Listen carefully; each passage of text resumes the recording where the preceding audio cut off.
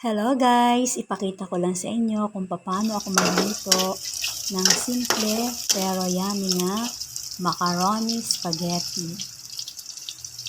Gumamit lang po ako dito ng isang jumbo hotdog. Then bawang at sibuyas. Atin pong igisa.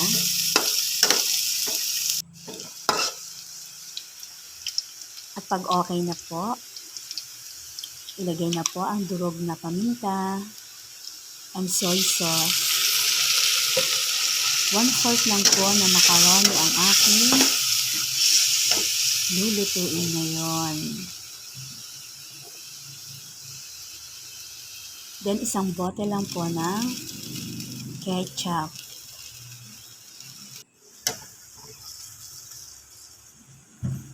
At yung pong loob ng bote, di ba may nakadikit pang ketchup, lagyan po natin ng tubig. Alug-alugin natin para makuha po natin yung nasa loob ng bote. Sayang pa rin.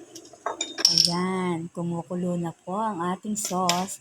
Lagyan po natin ng 3 teaspoon of wash sugar.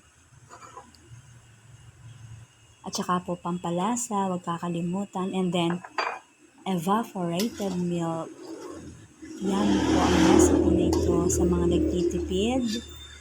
Kung gusto niyo makakain ng masarap na macaroni spaghetti, ayan, ito na po. Lagyan niyo po ng cheese. At dapat ang ating pong macaroni pasta ay huwag nyo i-overcook para po yummy. At ilalagay po natin later dito. Yan. Sinala ko na po yung macaroni na to.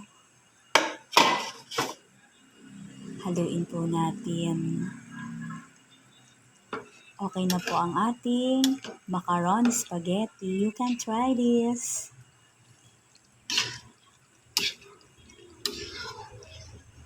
Thank you for watching, guys.